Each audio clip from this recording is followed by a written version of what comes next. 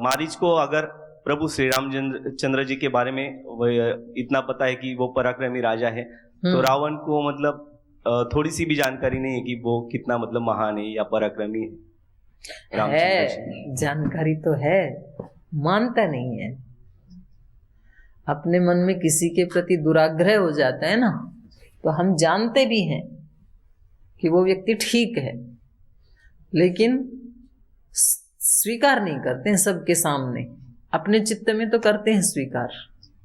आपको पता है हमारे ऊपर जो केस मुकदमा करने वाले वो लोग भी कपालभाति करते हैं, और जो डॉक्टर हमारा विरोध करते हैं वो भी एलोपैथी की दवाइयां नहीं खाते हैं, आयुर्वेद की खाते हैं। तो स्वीकार तो करते हैं क्योंकि उनको भी रिजल्ट दिख रहा है अपने शरीर में, बस सबके सामने स्वीकार नहीं करते, मानते नहीं है। राम को भी मालूम है कि भाई जो पैदल चलने वाला व्यक्ति, जिसके पास कोई रथ नहीं है, कोई सेना नहीं है, और अकेला हमारे ऐसे तेजस्वी पराक्रमी 14,000 सैनिकों को अकेला मार सकता है, तो सामान्य व्यक्ति तो नहीं हो सकता है वो। तो ये तो प्रत्यक्ष दिख ही रहा है, लेकिन दुराग्रह है, ये भी बड़ा पीछा करता है व्यक्ति का, दुराग्रह। मतलब कई बार हम जानते हैं कि भाई हमारी बात ठीक नहीं है, लेकिन हमें जबरदस्ती उसको ठीक सिद्ध करना ही है, उसके लिए हम अपनी जान लड़ा देते हैं। तो ऐसे ही रावण दुराग्रह से युक्त है, मालूम तो है उसको। मतलब प्रभु रामचंद्र जी चक्रवर्ती सम्राट होते हुए भी मतलब इतने महान है, चक्रवर्ती सम्राट है और पराक्रमी है, मतलब ये होते हुए भी मतलब रावण उनको मतलब भला बुरा कहता है। भाई वो उसका अपना चिंतन का तरीका है, वो क्या देख रहा है। क्योंकि कोई व्यक्ति यदि हमारे प्रतिकूल आचरण करता है ना, तो फिर हम उसके सारे केवल दोष ही देखते हैं।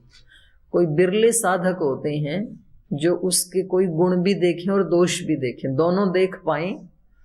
जैसे श्री राम की भी तो एक दृष्टि है, श्री राम रावण की दोनों चीजों को देखते हैं, ये आपके अच्छे गुण हैं, ये आपके बुरे गुण हैं, गलत है ये, इसलिए समझाने की भी कोशिश करते हैं, दूत भी भेजते हैं उनके पास। और फिर भी नहीं माने, इतना युद्ध भी हो गया, उसको मृत्युदंड भी दे दिया, तो भी मरते समय फिर लक्ष्मण को भेजते हैं। भाई ये विद्वान तो था, प्रकांड विद्वान था, ये कुछ सीख के आओ इनसे, कुछ ना कुछ तो ठीक बताएगा ये। तो ऐसी दृष्टि तो हो सकती है सात्विक लोगों की, साधक की हो सकती है, किसी योगी की हो सकती है। और जो योगी नहीं है, योगाभ्यास नहीं करता है, केवल विद्वान है, तो उसकी बुद्धि फिर दुराग्रह से युक्त हो जाती है। तो ऐसी रावण की बुद्धि ऐसी है, दुराग्रह से युक्त है। हो गया? और किसी का है प्रश्न? ओम जी माता जी। जी भाई। मेरा ये सवाल था माता जी कि आपने कल कहा था कि कोई भी फल बिना कर्म के नहीं मिल सकता। तो जैसा मैंने कल पूछा था आपसे कि अगर एक ट्रक वाला टक्कर मार रहा है तो उसमें मतलब उसको पाप क्यों चढ़ा, तो जैसा कि आपने कल कहा कि बिना कर्म के फल नहीं होता, तो उसके कोई कर्म तो थे कि उसका एक्सीडेंट हो ऐसे, तो फिर उसके पाप क्यों चढ़ा? फिर ये नया कर्म तो कर रहा है, हो सकता है शराब पी के चला रहा होगा, चढ़ा दिया दूसरे के ऊपर, यही कर्म है। कर्म तो कर रहा है ना, ड्राइविंग करना भी तो एक कर्म है ना जी। और ये काम वो गलत ढंग से कर रहा है, तो परिणाम हो गया एक्सीडेंट। अगर ठीक ढंग से चलाता तो वो अच्छा कर्म था, और उसका फल होता कि वो अपनी मंजिल पे पहुंच जाता सही सलामत। तो क्या ये नियति नहीं है? हो सकती है, मैंने तो कल भी यही कहा था कि एक तरफा उत्तर नहीं दिया जा सकता, नियति भी हो सकती है, नया कर्म भी हो सकता है, दोनों संभावनाएं हैं। धन्यवाद। ठीक, चलो आगे। तो ये कह रहे हैं, आप जो कुछ भी कह रहे हैं, मेरे को जो भी उपदेश दिया गया वो सब आपका निष्फल है। त्वद्वाक्यैर्न तु मां शक्यं भेत्तुं रामस्य संयोगे पापशीलस्य मूर्खस्य मानुषस्य विशेषतः अवश्यं तो मया तस्य संयोगे प्राणैः प्रियतरा सीता हर्तव्या तव सन्निधौ एवं मे निश्चिता बुद्धिर्हृदि मारीच वर्तते न व्यावर्तयितुं शक्या सेन्द्रैरपि सुरासुरैः तद्वाक्यैः न तु मां शक्यं भेत्तुं रामस्य संयोगे। कह रहे ये जो आप उपदेश दे रहे हैं उन वाक्यों से, त्वद्वाक्यै रामस्य संयोगे माम भेत्तुम शक्यम, माने जो आप मेरे को बात कर रहे हैं ये संयोगे युद्ध में राम के साथ, रामस्य संयोगे राम के साथ युद्ध करने के लिए जो तुम मेरे को मना कर रहे हो, रोक रहे हो, तो ये आपका रोकना या ऐसी बातें कहना व्यर्थ है। क्योंकि राम कैसे हैं, कैसे राम से आप युद्ध करने के लिए मना कर रहे हो? पापशीलस्य, पाप करना ही शील है जिसका, स्वभाव है जिसका। मूर्खस्य, जो मूर्ख है उसके साथ लड़ने के लिए आप मना कर रहे हो। और विशेषतः मानुषस्य, और विशेष रूप से वो मनुष्य है एक, और मैं कौन हूं? राक्षस।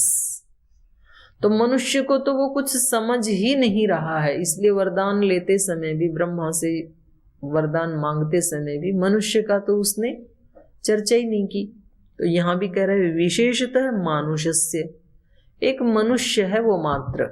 कोई देवता होता, कोई गंधर्व होता तो भी मैं सोचता कि भाई इसके पास कोई शक्ति होगी। ये मनुष्य है, सामान्य मनुष्य है, और वो भी मूर्ख मनुष्य है।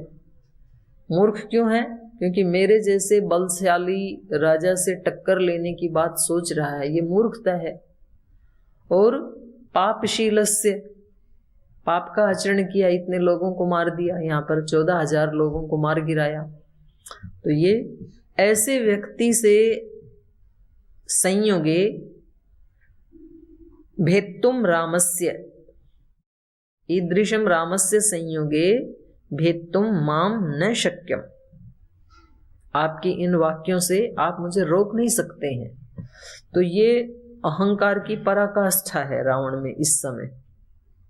थोड़ा थोड़ा अहंकार भी व्यक्ति को दुख तो देता है, पर जीवन को चलायमान रहने देता है, चलता रहता है जीवन। तो फिर और थोड़ा ज्यादा बढ़ता है तो फिर उसको दंड तो मिलता है, लेकिन तो भी जीवन चलता रहता है। लेकिन यदि पराकाष्ठा पे पहुंच जाए तो फिर जीवन, कुल, खानदान, फिर तो सब कुछ ही विनाश को प्राप्त होता है। तो ये श्री राम जैसे आदर्श व्यक्ति को बहुत हल्के में ले रहे हैं और उनके लिए ऐसे शब्दों का प्रयोग कर रहे हैं कि विशेष रूप से उस व्यक्ति से लड़ने के लिए आप मना कर रहे हैं जो एक मनुष्य है, मूर्ख है, पापशील है। तो ये यहाँ पर इस श्लोक में रावण के अहंकार की पराकाष्ठा दिखाई दे रही है। अवश्यम तो मया तस्य संयोगे खरघाती नः, वो जो खर और दूषण जो दो इसके भाई थे ना, तो उनको मार दिया था। तो इनको ज्यादा कष्ट हो रहा है खर के मरने से, वो ज्यादा बलवान था।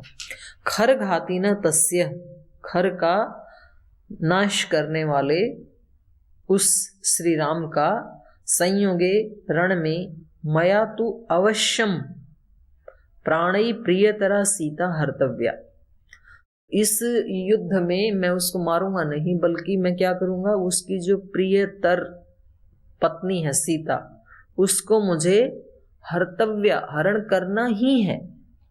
निश्चित रूप से उसका हरण मुझे करना ही है। तब सन्निधौ, आपकी सन्निधि में, बस आपकी इसमें थोड़ी मेरे को सन्निधि चाहिए, थोड़ी सी सहायता चाहिए। आप ये तो अच्छी तरह जान लो कि इसमें कोई विकल्प नहीं है कि मैं इनका हरण करूं या ना करूं, वो तो मुझे करना ही है, हर्तव्या।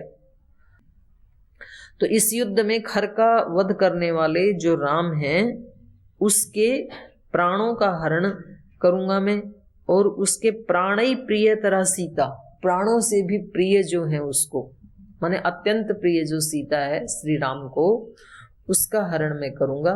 तब सन्निधौ, आपकी सन्निधि में, आपकी सहायता में। तो आप मुझे सहायता दीजिए इसमें, ये काम, ये पाप तो मुझे करना ही है, लेकिन आप मेरे को इसमें सहायता दें। एवं में निश्चिता बुद्धि ही, तो ये बुद्धि तो मेरी सुनिश्चित है, प्लान मेरा सुनिश्चित है, इसमें मैं टस से मस नहीं होऊंगा। एवं में निश्चिता बुद्धि ही हृदय मारीच वर्तते, माने ये मेरा बुद्धि पूर्वक जो निश्चय है ये कैसा है? हृदय, हृदय से निकला हुआ है ये निश्चय। आदमी बोलता भी ऐसे, यही मेरी आत्मा की आवाज है। कोई कहे ना भाई आप ये गलत काम मत करो, थोड़ा शांत होके देखो, आपकी अपने हृदय की आवाज को सुनो। हृदय की आवाज या आत्मा की आवाज एक ही बात है, क्योंकि आत्मा का निवास कहाँ माना है? हृदय में ही माना है। ईश्वर सर्वभूतानां हृदयेश अर्जुन तिष्ठति, तो ईश्वर का भी और आत्मा का भी निवास हृदय में माना है। तो मेरे हृदय की आवाज है या आत्मा की आवाज, ऐसे जो बोलते हैं एक ही बात है। तो हम कई बार अपने मन की आवाज को ही परमात्मा की आवाज या हृदय की आवाज मान लेते हैं। तो ऐसे रावण बोल रहा है कि ये मेरा जो निश्चय है ये हृदय बुद्धि, ये मेरा निश्चय हृदय से निकला हुआ है। हे मारीच, हृदय बुद्धि में निश्चिता एवं वर्तते, मेरे हृदय से निकली हुई ये बुद्धि या निश्चय निश्चित रूप से ऐसा ही है कि मैं सीता का हरण करूंगा। न व्यावर्तयितुं शक्या, इसको कोई बदल नहीं सकता है मेरे निर्णय को। तो ये है ऊसर हृदय का दुराग्रह। आप यहाँ रावण को कोई व्यक्ति मत मानो, आप ये मत सोचो कि हम कोई इतिहास पढ़ रहे हैं। ये आप राम और रावण इन दोनों के प्रतिनिधि हम ही हैं। हमारा चित्त ही कभी कभी तो रावण जैसा होता है और कभी कभी तो राम जैसा होता है।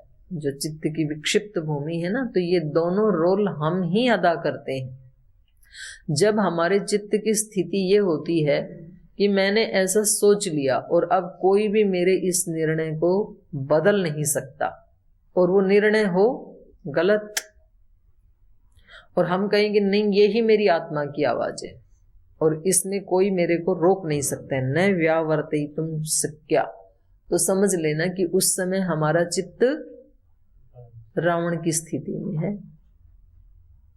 और कभी कभी हमारा चित्त होता है राम की जैसी स्थिति में, कि हम अगले व्यक्ति को मौका देते हैं, चांस देते हैं, उसको समझाते हैं 1 बार 2 बार 5 बार, भाई इसमें ना मेरे को कोई लाभ होगा ना आपको होगा, आप भी ठीक से रहो, हमें भी रहने दो। तो जब ये चित्त की स्थिति होती है तो उस समय हमारा चित्त होता है राम तत्व प्रधान। तो कभी हमारा चित्त राम तत्व प्रधान होता है, कभी हमारा चित्त रावण प्रधान तत्व से युक्त होता है। तो ये कह रहे हैं कि मेरे को स इंद्रैरपि, माने सारे देवता, इंद्र सहित सारे देवता भी आकर के आज मेरे को ये कहें कि सीता का हरण मत करो, राम से युद्ध मत करो, तो भी वो मुझे व्यावर्तयितुं न शक्या। सुरासुरई, सुर और असुर, असुर भी सारे आकर के कहें कि युद्ध मत करो, राम से पंगा मोल मत लो, रावण की प्रिय तरह सीता का आहरण मत करो, तो भी वो सब मिल करके भी इंद्र सहित देवता आ जाएं, सुरा स इंद्रैरपि, और असुरई, असुर भी आ जाएं, सुर भी आ जाएं, और सुरों का राजा इंद्र भी आ जाए यदि, तो आज मेरे को कोई रोक नहीं सकता है। तो जब कभी ऐसी चित्त की स्थिति हो तो फिर इस श्लोक को याद कर लेना कि भाई ऐसा रावण ने भी सोचा था, तो उसका अंत क्या हुआ। तो आज यदि ये मेरी बुद्धि ऐसी हो रही है तो मेरा भी अंत वही होगा फिर। तो एक जगह देख करके, और हेयम दुखम अनागतम, अनागत दुख हे है, उनको दुख मिला वो मेरे को ना मिले, ऐसे सीखना चाहिए अपने इतिहास से।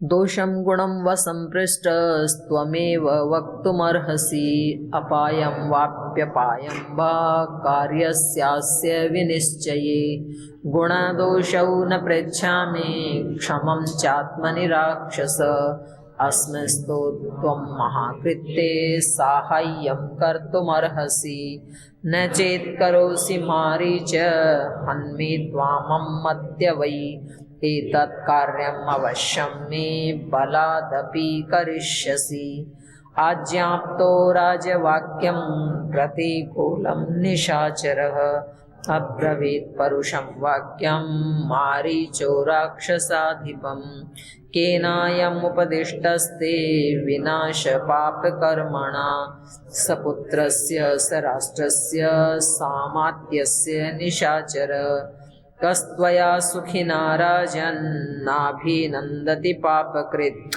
केनेदम् उपदिष्टं ते मृत्यु दोषं गुणं वा संपृष्टः त्वमेव वक्तुम अर्हसि।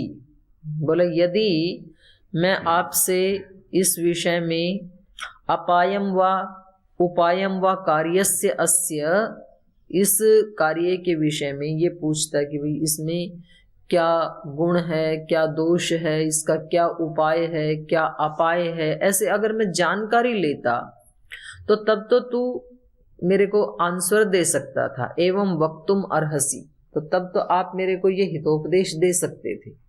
आपसे पूछा किसने है, मुझे क्या करना है ये आपसे तो पूछा नहीं मैंने। ये रावण बोल रहा है। अपने क्या थे, नाना थे, मामा थे, मामा जी को बोल रहा है और वो भी साधु के वेश में है। बोला आपसे पूछा किसने है कि करना क्या है, ये तो मैंने पूछा ही नहीं। दोषम गुणम व संपृष्टः, यदि मैंने गुण दोष पूछे होते आपसे, त्वम एवं वक्तुम अर्हसि, तब आप ऐसा कह सकते थे। अपायम वा अपि उपायम वा अस्य कार्यस्य, और इस कार्य में क्या इसका अपाय है, क्या इसका उपाय है, यदि मैं आपसे पूछता तो आपको निश्चित रूप से ये बातें कहनी चाहिए थी। तो आपका उपदेश करने का यहाँ पर अवकाश ही नहीं है, क्योंकि मैंने पूछा ही नहीं आपसे, तो मैं तो पहले ही सुनिश्चित हूं इस विषय में। गुण दोषव न पृच्छामि, ये मेरा कार्य गुणकारी है या दोषपूर्ण है ये मैं पूछ नहीं रहा हूं आपसे। तो भाई यहाँ इस प्रसंग से ये भी पता ही चल रहा है कि जब तक दूसरा व्यक्ति ना चाहे तब तक उसको कितना भी उपदेश दो तो कभी वो उल्टा तो हो सकता है, पर वो उस जिस भावना से वो बोल रहा है वैसा हितकारी तो नहीं हो सकता है। गुण दोषौ न पृच्छामि क्षमं चात्मनि राक्षस, हे राक्षस मैं आपसे इस विषय में कोई लाभ हानि गुण दोष की बात नहीं पूछ रहा हूं। अस्मिस्तु त्वं महाकृत्ये साहाय्यम कर्तुम अर्हसि, ये तो मैंने निश्चय कर लिया है कि मैं ऐसा ही करूंगा, बस मुझे तो इसमें आपकी सहायता की जरूरत है। तो आप क्षमा करें, मैं आपसे इसके बारे में कुछ भी गुण दोष नहीं पूछ रहा हूं।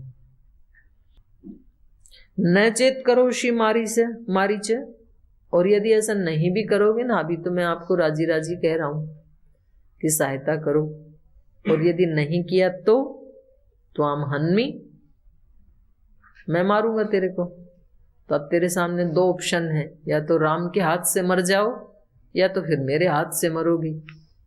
तो ऐसी स्थिति में तो मारीच क्या सोचेगा, भाई इस असुर के हाथ से मरने की बजाय तो राम के हाथ से ही मरे, क्योंकि कम से कम मोक्ष तो मिलेगा उसके हाथ से मरने से। तो ऑप्शन दो हैं, मेरे हाथ से मरना है या उसके हाथ से मरना है, क्योंकि जब तू हिरण बन के जाएगा तो छोड़ेगा तो राम भी नहीं, कितनी भी दूर लेके जाओ उसको लास्ट में तो मारेगा। तो अब निश्चय आपको करना है, मैं आपसे ये नहीं पूछ रहा हूँ कि इसमें क्या लाभ होगा, हानि होगी, गुण क्या है, दोष क्या है, उपाय क्या है, अपाय, ये नहीं पूछ रहा हूँ, करना ही है, आदेश है आपको। और यदि नहीं किया तो जबरदस्ती करवाऊंगा, जबरदस्ती करवाने से भी नहीं किया तो मृत्युदंड सीधा। तो ये बता दिए इन्होंने। न चेत करोसि मारीच हन्मि त्वाम अद्य वै एतत् कार्यम अवश्यम में बलादपि करिष्यसि। तो यहाँ क्योंकि ये काव्य है तो एक मात्रा छंद में कम पड़ रही होगी, तो इसलिए मतलब इसमें आकार दे दिया ये। एतत् कार्यम अवश्यम में बलादपि करिष्यसि, ये कार्य आपको करना ही पड़ेगा, मैं जबरदस्ती करवाऊंगा। बलादपि मतलब जबरदस्ती करवाऊंगा। यदि आप मेरी इच्छा के विरुद्ध चलेंगे तो इच्छा के विरुद्ध भी आपको ये कार्य, अपनी इच्छा के विरुद्ध होकर भी आपको ये कार्य करना ही पड़ेगा। आज्ञाप्तो अराजवत वाक्यम प्रतिकूलम निशाचर अब्रवीत परुषम वाक्यम मारीचो राक्षसाधिपम। तो जब इन्होंने आज्ञाप्त अराजवत वाक्यम, इन्होंने ये वाक्य एक राजा की हैसियत से जब आदेशित किया, तो अब ये एक प्रजा का कर्तव्य होता है कि भाई राजा चाहे उम्र में छोटा हो या बड़ा हो, योग्य हो अयोग्य हो, कैसा भी हो, पर यदि वो राजा के पद पे बैठा है तो उसकी आज्ञा का पालन करना यही प्रजा का धर्म होता है। ऐसा ही अनुशासन है भाई, जो उस पद पे बैठा है उसकी बात माननी ही पड़ेगी। अगर वो गलत बात कह रहा है तो आप राजा को बदलो फिर, पर आप ये नहीं कह सकते कि मैं आपकी इस बात को नहीं मानूंगा। अगर नहीं मानोगे तो राज आज्ञा का विरोध करने का पाप और दंड आपको लेना ही पड़ेगा, राजद्रोह का मुकदमा चल जाएगा। तो ये चीजें ना हमारे को पूज्य गुरुदेव ने प्रैक्टिकली सिखाई है। जिस समय कांग्रेस के साथ पंगा ले रखा था महाराज जी ने, तो हमें बहुत सख्ती से ये निर्देश दिया हुआ था कि कैसी भी स्थिति क्यों ना आए, जैसे 4 जून को जो कुछ रामलीला मैदान में घटित हुआ, तो महाराज जी ने पहले ही बता दिया था, मतलब दिन में ही पता लग गया था कि आज रात, कुछ तो अच्छे लोग भी हैं ना उसी पार्टी में, तो उन्होंने संकेत दे दिया था कि ये आज रात को कुछ तो गड़बड़ करने वाले हैं। तो महाराज जी ने बता दिया था भाई जो भी कुछ भी हो, पर आप लोगों को राष्ट्रीय संपत्ति को कोई हानि नहीं पहुंचानी है। नहीं तो कभी तो ऐसे होता है ना, किसी संगठन में उसके वरिष्ठ को या गुरु को कोई हानि पहुंचाई तो लोग बसें फूंक देते हैं, रास्ते जाम करते हैं, शीशे तोड़ देते हैं, राष्ट्रीय संपत्ति की बहुत हानि करते हैं, तोड़फोड़ करते हैं। तो महाराज जी ने बताया था ये राष्ट्र हमारा है, तो आपको इस तरह का कोई कार्य नहीं करना है। तो एक तो वो राजद्रोह में आएगा, आप सबको भी अरेस्ट कर लेंगे क्योंकि वो राजा है, और दूसरा संपत्ति तो हमारे राष्ट्र की है, उसको तोड़ने से तो कोई फायदा होगा नहीं। तो यहां भी इन्होंने एक राजा की हैसियत से इनको आज्ञा दी। राजवद वाक्यम प्रतिकूलम निशाचर अब्रवीत परुषम वाक्यम, ऐसे कठोर वाक्य इन्होंने मारीच के लिए बोले। राक्षसाधिपम, मारीचो राक्षसाधिपम, सॉरी नहीं, ये मारीच बोल रहा है राक्षसाधिपम। जब उसने कहा ना, फरमान ही सुना दिया कि या तो मैं मारूंगा तेरे को जबरदस्ती और या तो तू राम से मर ले, तो ये राज्याप्त अराजवद वाक्यम प्रतिकूलम निशाचर, तो एक तरह से देशद्रोह जैसा ही है, लेकिन तो भी इन्होंने राक्षसाधिपम, रावण को, परुषम वाक्यम मारीच अब्रवीत, मारीच ने कठोर शब्द बोले। मतलब जब भाई इसको पता है मरना ही है तो कम से कम सत्य का आचरण करते हुए तो मरूं भाई, इससे डरते हुए ना मरूं। तो जो उस समय रावण की भत्सना करनी थी, उसको जो कठोर वाक्यों में उसकी निंदा की जा सकती थी, वो निंदा इन्होंने की। माने उसके गलत को गलत कहने का साहस मारीच ने किया। तो इसको कल पढ़ेंगे, आज यही विराम ले। ओ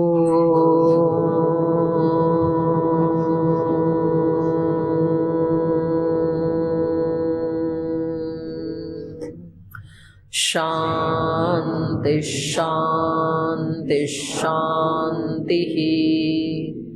श्री गुरुभ्यो नमः। हे हृदयेश्वर हे सर्वेश्वर हे प्राणेश्वर हे परमेश्वर हे हृदयेश्वर हे सर्वेश्वर हे प्राणेश्वर हे परमेश्वर हे समर्थ हे करुणा सिंधु हे समर्थ हे करुणा सिंधु विनती स्वीकार करो विनती स्वीकार करो। भूल दिखाकर उसे मिटाकर भूल दिखाकर उसे मिटाकर अपना प्रेम प्रदान करो अपना प्रेम प्रदान करो। पीर हरो हरि पीर हरो पीर हरो हरि पीर हरो पीर हरो हरि पीर हरो पीर हरो हरि पीर हरो। हे हृदयेश्वर हे सर्वेश्वर हे प्राणेश्वर हे परमेश्वर हे प्राणेश्वर हे परमेश्वर हे प्राणेश्वर